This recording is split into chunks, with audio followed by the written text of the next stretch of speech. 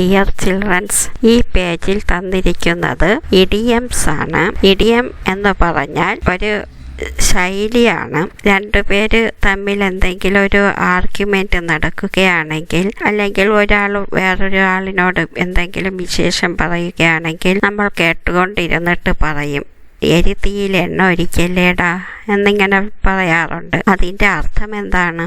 അവന് കൂടുതൽ പറഞ്ഞ് ചൂട് പിടിപ്പിക്കാതെ, ഒന്നാമതേ ചൂടായിട്ട് പ്രശ്നമായിട്ടിരിക്കുന്ന അതിനെ കുറെ കൂടെ പറഞ്ഞ് വഷളാക്കാതെ ഇരി എന്ന് പറയുന്നതിന് പകരമാണ് എരിതീയിൽ എണ്ണ ഒഴിച്ചു കൊടുക്കല്ലേ എന്ന് പറയുന്നത്. ഇങ്ങനെ നമ്മുടെ ആശയങ്ങളെ മനസ്സിലാക്കത്തക്ക രീതിയിൽ ചുരുക്കി പറയുന്ന ശൈലി രൂപമാണ് ഇഡിയം. ഇവിടെ how far is the river എന്ന പാഠത്തിൽ ഒരു ഇഡിയമുണ്ട്. ആ ഇഡിയമാണ് ഇവിടെ കൊടുത്തേക്കുന്നത്, ഹെർക്കൂലിയൻ ടാസ്ക്. എന്താണ് Herculean task? Reaching the river is N Herculean task. ആ നദിക്കരയിലെത്തുക എന്ന് പറയുന്നത് ഒരു വലിയ കടമ്പയാണ്. എന്ന് പറഞ്ഞാൽ കടമ്പ എന്ന് ഞാൻ മലയാളത്തിൽ പറഞ്ഞതാണ്. ഹെർക്കൂലിയൻ ടാസ്ക് എന്ന് പറഞ്ഞാൽ അത് നമുക്ക് ചെന്നെത്തിപ്പെടാൻ പറ്റാത്ത ഒരു വലിയ സംഭവമാണ് എന്ന് ഉദ്ദേശിക്കുന്നതാണ് ഹെർക്കൂലിയൻ ടാസ്ക്. ഇതൊരു ഇഡിയമാണ്. വേറൊരു ഇഡിയം ഇവിടെ തന്നിട്ടുണ്ട്, to add fuel to the fire. തീയിൽ എണ്ണ ഒഴിക്കുക. ഇത് ഞാൻ ഇപ്പോൾ പറഞ്ഞ ഉദാഹരണമാണ്. പ്രശ്നങ്ങളെ കൂടുതൽ വഷളാക്കാതിരിക്കുക. ഇനി ഇവിടെ ഒരു ഡയലോഗ് തന്നിട്ടുണ്ട്, നോക്കൂ. Who won the match? Mohan ചോദിക്കുകയാണ്, ഹൂ വോൺ ദ മാച്ച്? ആരാ ജയിച്ചത്? ഗോവിന്ദ് അതിന് മറുപടി പറയുകയാണ്, India played very well in the beginning. India ആദ്യം നല്ലതുപോലെയാണ് കളിച്ചത്. പക്ഷേ എന്ത് ചെയ്യാം? ദെൻ ആസ്ട്രേലിയ, നിങ്ങൾക്കറിഞ്ഞൂടെ ആസ്ട്രേലിയ ഒരു ടഫ് ടീമാണ്. Michael Bevan turn the match in their favour. ആ കളി അവർക്ക് അനുകൂലമാക്കി അങ്ങ് മാറ്റിയെടുക്കുകയാണ് ചെയ്തത്. ബട്ട് അവർ Harbhajan Singh then worked miracles. ഇത് ഇത്രയും പറഞ്ഞു വരുന്നത്, നമ്മൾ നല്ലതുപോലെ കളിച്ചു, പക്ഷെ അവരുടെ കുറ്റമാണ് നമ്മൾ തോൽക്കാൻ കാരണമായതെന്നും പറഞ്ഞ് അതിനെ ഒരു നമുക്ക് അനുകൂലമായ രീതിയിൽ വളച്ചു കെട്ടി പറയുന്നതാണ്. അപ്പോൾ മോഹൻ പറയുന്നത് കണ്ടോ, ഇത്രയും നമ്മളാണെങ്കിൽ മലയാളത്തിൽ എന്ത് പറയും? ഇത്രയും കിടന്ന് വളച്ച് കെട്ടാറടാ എന്നിങ്ങനെ പറയില്ലേ? എന്തിനാ ഇത്രയും കിടന്ന് വളച്ച് കെട്ടുന്നത്? കാര്യമങ്ങ് പറഞ്ഞൂടെ എന്ന് ചോദിക്കുമല്ലോ. അതേപോലെ ചോദിച്ചിരിക്കുകയാണ്, stop beating about the bush. എന്തിനാ വെറുതെ കിടന്ന് ബുഷിൽ കിടന്ന് തപ്പുന്നത്? ഈ ബീറ്റിംഗ് എബൌട്ട് ദ ബുഷ് എന്ന വാക്കിൻ്റെ അർത്ഥമല്ല ഇവിടെ വരുന്നത്. വീടിനടുത്ത് കിടന്ന് ഉരുളാതെ കാര്യം പറയൂ. And tell me which team won. ഇത്രയും കിടന്ന് വളച്ച് കെട്ടാറ്. Tell me which team won. ഏത് ടീമാണ് ജയിച്ചതെന്ന് കാര്യം പറയൂ. Hit the nail on the head please. Hit the nail on the head. ഇത് അടുത്ത ഒരു ഇഡിയമാണ്. കാര്യം ഡയറക്റ്റായിട്ട് പറയാതെ, വളച്ച് കെട്ടാതെ, ഇങ്ങനെ കിടന്ന് ചുറ്റിപ്പിടിക്കാതെ പറയാൻ വേണ്ടി പറയുന്ന ഇഡിയമാണ് beating about the bush, hit the nail on the head. അപ്പോൾ നമ്മളിവിടെ ഹെർക്കൂലിയൻ ടാസ്ക് ഒരു ഇഡിയം കണ്ടു. To add fuel to the fire വേറൊരു idiom. Beating about the bush, hit the nail on the head.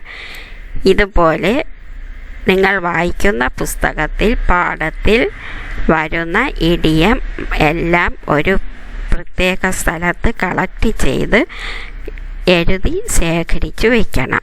എന്നിട്ട് ആവശ്യമുള്ള സന്ദർഭങ്ങളിൽ നമുക്കിതേപോലെ പറയുമ്പോഴും എഴുതുമ്പോഴും ഇഡിയംസ് ഉപയോഗിക്കാൻ സാധിക്കും. നെക്സ്റ്റ് 7th ക്വസ്റ്റ്യൻ എന്താണെന്ന് നോക്കൂ. ഇവിടെ ഇഡിയമാറ്റിക് എക്സ്പ്രഷൻസ് ആണ് തന്നിരിക്കുന്നത്. അപ്പോൾ you find A list of idioms in column A and match them with their meaning in column B. Column എയിൽ വീണ്ടും കുറച്ച് ഇഡിയം തന്നിട്ടുണ്ട്. ദ പ്രോസ് ആൻഡ് കോൺസ്, വരും വരായികകൾ എന്ന് വേണമെങ്കിൽ മലയാളത്തിൽ പറയാം. നല്ലതും പോസിറ്റീവ് സൈഡും നെഗറ്റീവ് സൈഡും എന്ന് പറയാം.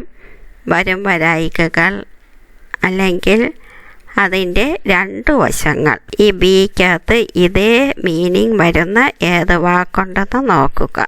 ആർഗ്യുമെൻറ്റ്, ഫോർ ആൻഡ് എഗൻസ്റ്റ്, അനുകൂലമായും എഗൻസ്റ്റ് വിപരീതമായും ഉള്ള argument. A feather in one's cap, ഒരാളുടെ തൊപ്പിയിൽ ഒരു തൂവൽ കൂടി എന്ന് പറഞ്ഞാൽ ആദ്യമേ അയാൾ ഒരു അംഗീകാരം കിട്ടിയ ആളാണ്, അതിൽ കൂടി ഒരു വിജയവും കൂടി. അച്ചീവ്മെൻറ്റ്, വിജയം. Achievement of which one can be proud of.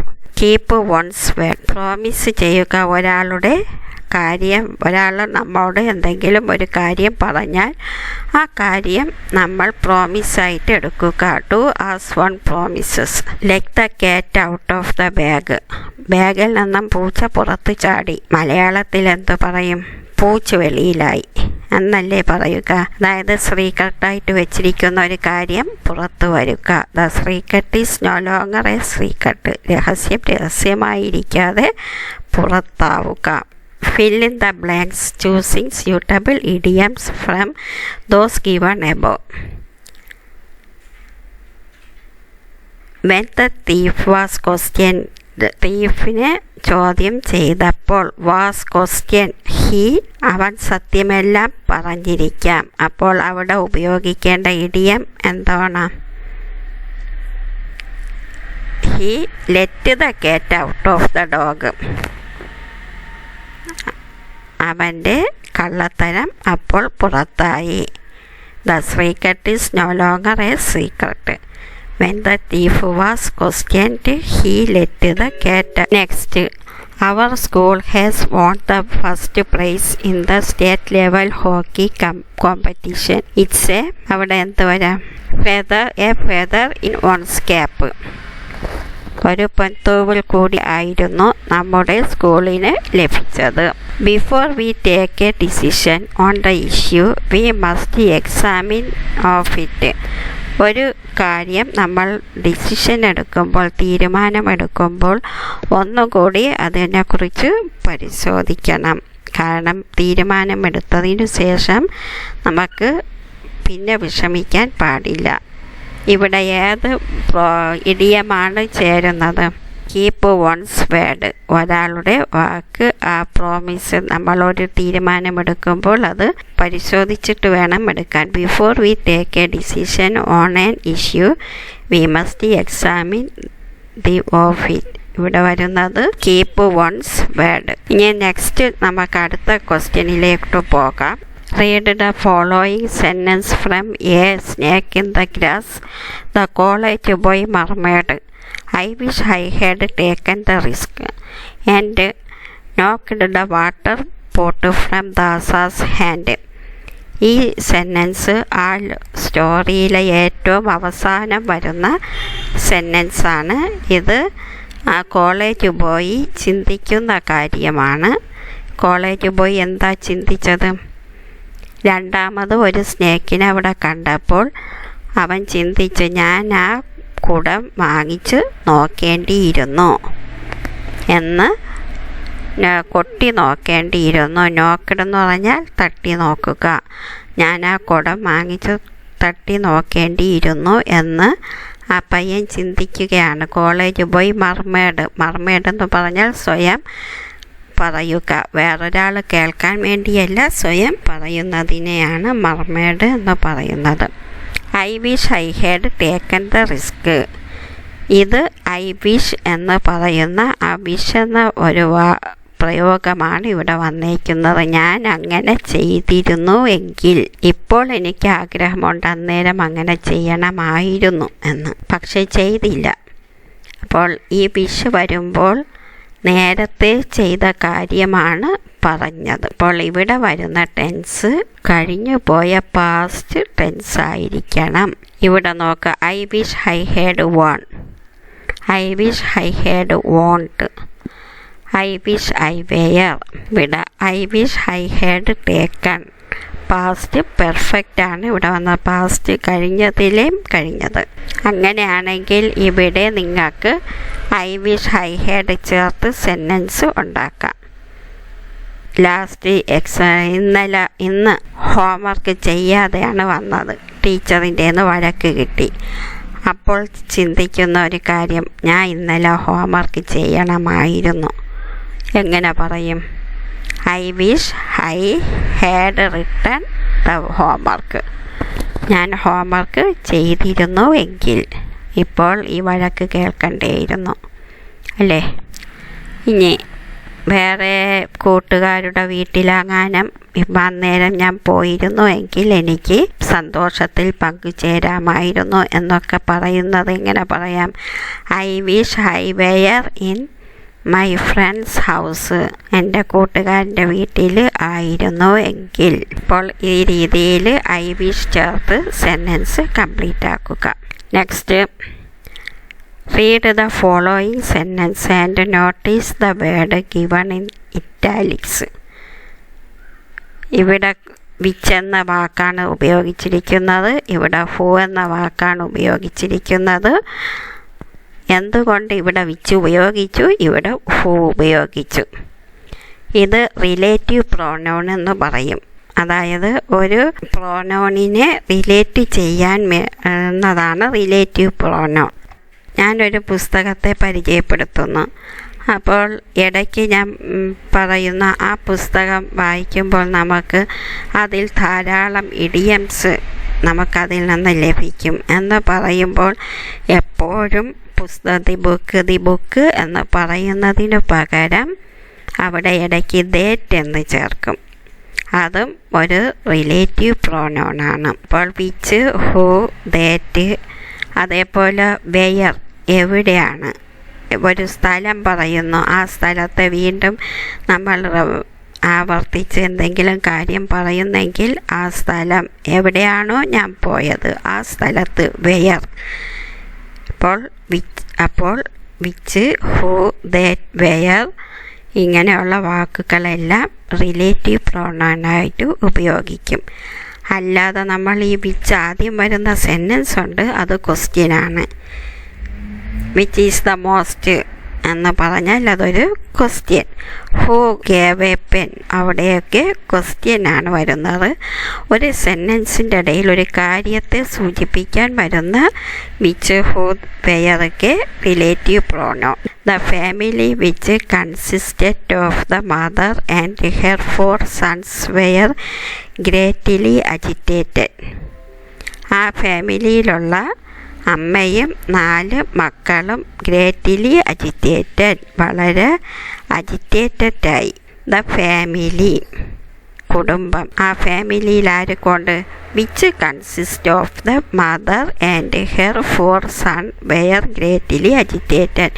ഇവിടെ ഈ വിച്ച് എന്ന് പറയുന്നത് ചോദ്യമല്ല. വിച്ച് എന്ന് പറയുന്നത് ആരെയാണ് സൂചിപ്പിക്കുന്നത്? ഈ ഫാമിലിയെ.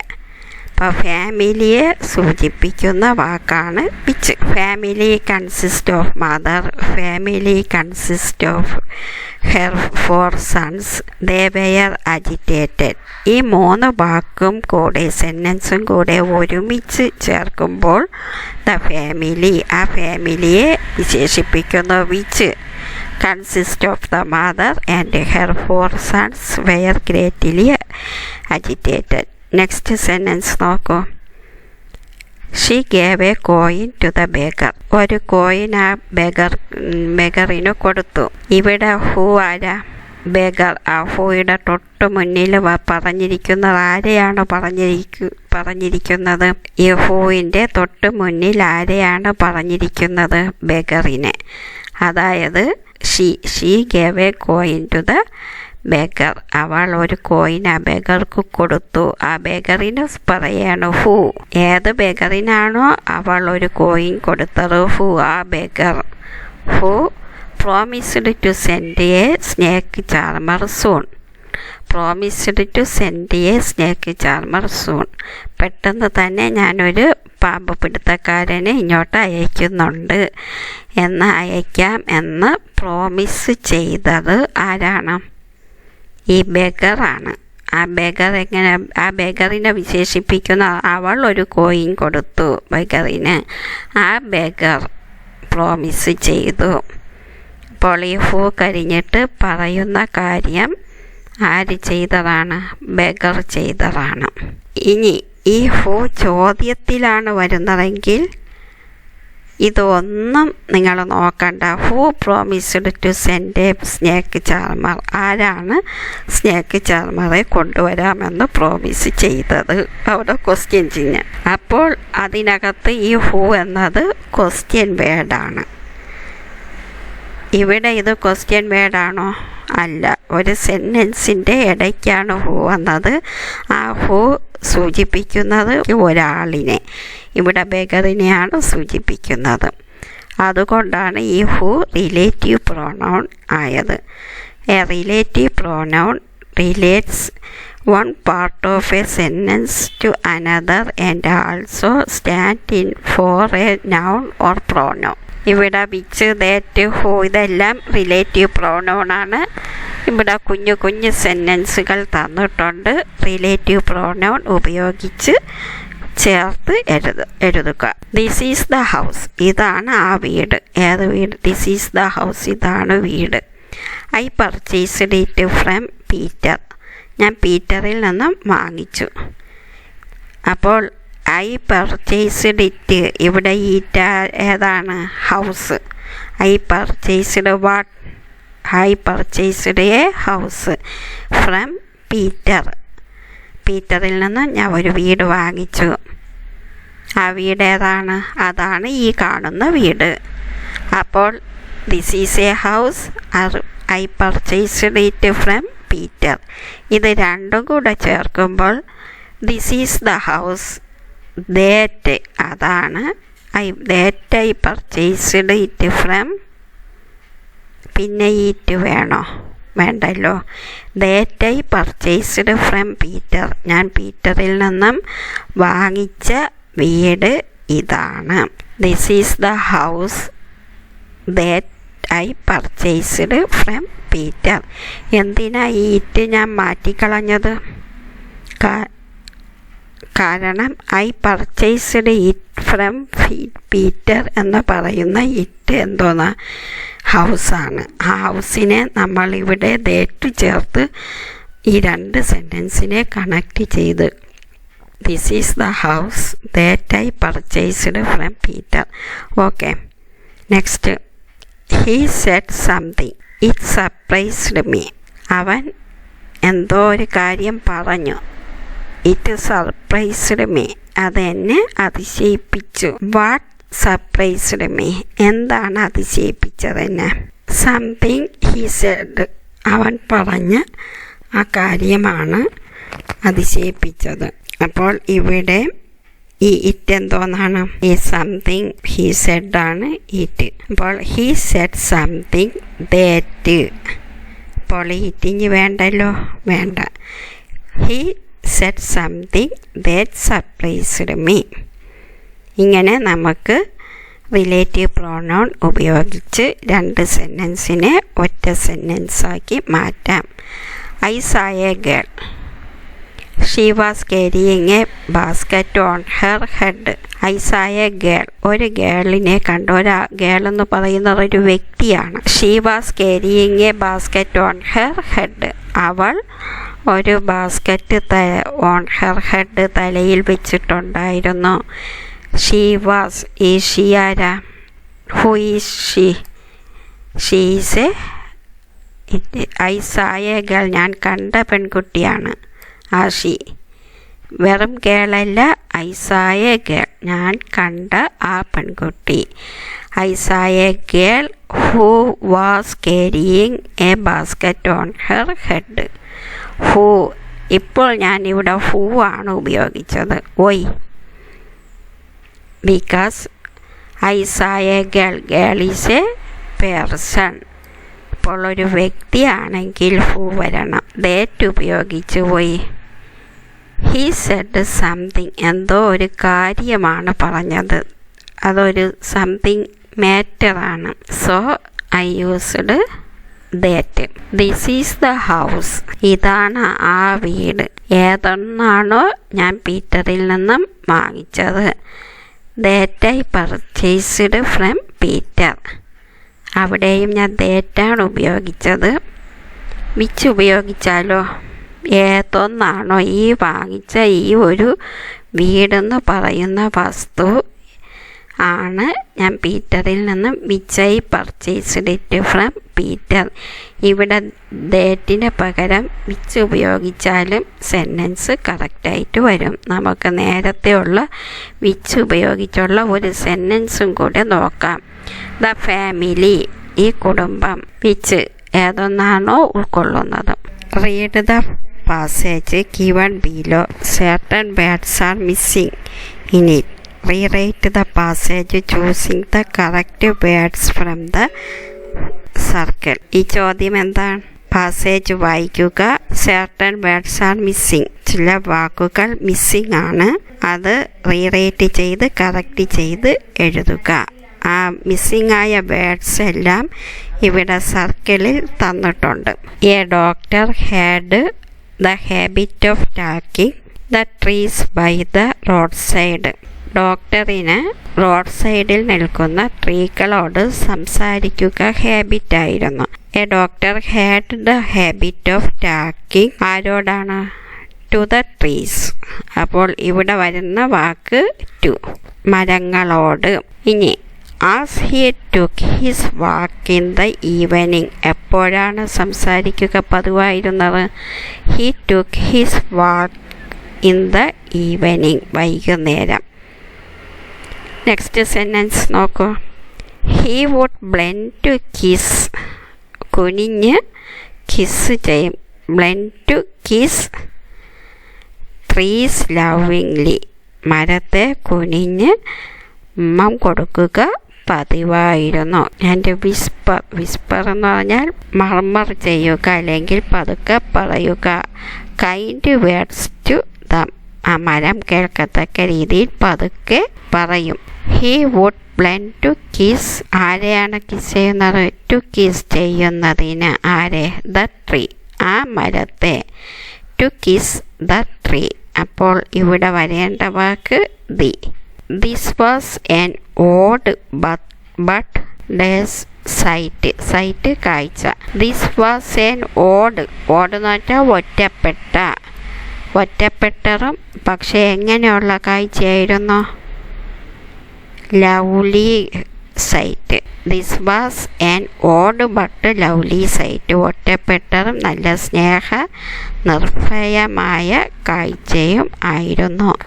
ഇങ്ങനെയുള്ള കാഴ്ച സർവ്വസാധാരണമല്ല. അതാണ് ഓഡ് എന്ന് ഉപയോഗിച്ചിരിക്കുന്നത്.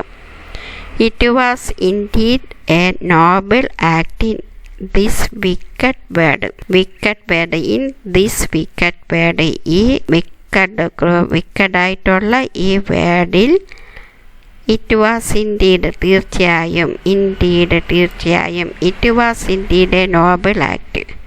ഇതൊരു നോബിൾ ആക്റ്റാണ് ഈ ലോകത്ത്. ഈ ലോകം എങ്ങനെയുള്ള ലോകമെന്നാണ് പറഞ്ഞിരിക്കുന്നത്? വിക്കറ്റാണ്. വിക്കറ്റെന്ന് പറഞ്ഞാൽ ദുഷ്ടന്മാരുള്ള ഈ ലോകത്ത് ഇത് തീർച്ചയായും ഒരു നോബിൾ ആക്റ്റാണ്. ഇനി he very upset to see one of the trees cut down. ഒരു മരത്തെ മുറിച്ചിട്ടേക്കുന്നത് കണ്ടപ്പോൾ അവൻ വളരെ അപ്സെറ്റായി. ഹി ഇവിടെ ഏതാ വരും? അപ്സെറ്റായി. പാസ്റ്റ് ടെൻസാണ് വരുന്നത്. He was very upset to see one of the trees cut down. The nature lover was so upset. Who is he? He is a nature lover. Was so upset. വളരെ അപ്സെറ്റായി. Nature lover. He started weeping. അവൻ കരയാൻ തുടങ്ങി. Who started weeping? The nature lover started weeping. അപ്പോൾ ഇവിടെ വരേണ്ട വാക്കേതാ? അപ്സെറ്റായി. Surprising the passers by.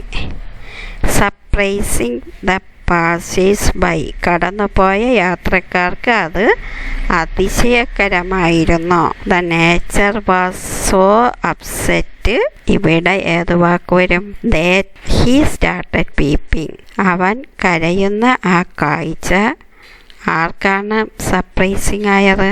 That surprising the passers by. അപ്പോൾ ഇവിടെ വരേണ്ട വാക്ക് ദാറ്റ്. ഓക്കെ, 11ാമത്തെ ക്വസ്റ്റ്യൻ നോക്കും. ഇവിടെ കുറച്ച് വേർഡ്സ് തന്നിട്ടുണ്ട്. Greatly agitated, heated debate, make demands. Heated debates എന്ന് പറഞ്ഞാൽ ചൂടേറിയ ചർച്ച. വളരെയധികം അജിറ്റേറ്റഡ് ആയി. മേക്ക് ഡിമാൻഡ്, ആവശ്യം ഉന്നയിക്കുക. ഇതുപോലുള്ള പ്രയോഗങ്ങൾ ശരിയായിട്ട് പ്രയോഗിക്കേണ്ടത് ഈ രീതിയിലാണ്. ഇതിൽ കൊടുത്തേക്കുന്നത് സാധാരണ വരുത്തുന്ന മിസ്റ്റേക്കുകളാണ്. ഒരു മിസ്റ്റേക്ക് വന്നാൽ ഡിഡ് എ മിസ്റ്റേക്ക് എന്ന് പറയുന്നതിനേക്കാൾ ശരിയായ പ്രയോഗം കമ്മിറ്റ് എ മിസ്റ്റേക്ക്, ഒരു തെറ്റ് സംഭവിച്ചു. ഫാസ്റ്റ് ഫുഡ്, ക്വിക്ക് ഫുഡല്ല, ഫാസ്റ്റ് ഫുഡ്. അതേപോലെ വലിയ പർവ്വതം എന്ന് പറയുന്നത് ടാൾ മൗണ്ടൻ എന്നല്ല പറയേണ്ടത്, high mountain. Make demands, heated debate. അപ്പോൾ ഈ പ്രയോഗങ്ങൾ പഠിച്ചു വെച്ചേക്കുക. വെറുതെ കാണാപ്പാഠം പഠിച്ചാൽ പോരാ, ഇതുപയോഗിച്ച് സെൻറ്റൻസ് ഉണ്ടാക്കുകയും ആ സന്ദർഭത്തിനനുസരിച്ച് ഉപയോഗിക്കുകയും ചെയ്യുക. Match words in column A with those in column B and make suitable expressions. Deeply നമ്മളിപ്പോൾ പഠിച്ചതാണ്. വളരെ ഡീപ്പിലി അഷെയിംഡ്, വളരെ ഡീപ്പായിട്ട് അഷെയിമായിപ്പോയി, നാണക്കേട് വന്നു. ടയറിങ്, ക്ഷീണിതനായ, ടയറിങ് ജേർണി, വളരെ ദുർഘടമായ ജേർണി ആയിരുന്നു. ഹേസ്റ്റി ഒപ്പീനിയൻ, സ്ട്രോങ് ഡിസിഷൻ, നല്ല സ്ട്രോങ് ആയിട്ടുള്ള decision. Certain words in English are often used together. Such natural pairing or grouping of words is known as collocation. ഇങ്ങനെ വരുന്ന വാക്കുകളെയാണ് കൊളോക്കേഷൻ എന്ന് പറയുന്നത്. ഇത്തരം വാക്കുകൾ അഥവാ ഇത്തരം പ്രയോഗങ്ങളെ കൊളോക്കേഷൻ എന്ന് പറയും. ഇത് പഠിച്ചു വെച്ചേക്കുക. ഓക്കെ, ഇത്രയും വാക്കുകൾ പഠിച്ച് ചെയ്യുക. Thank you children's.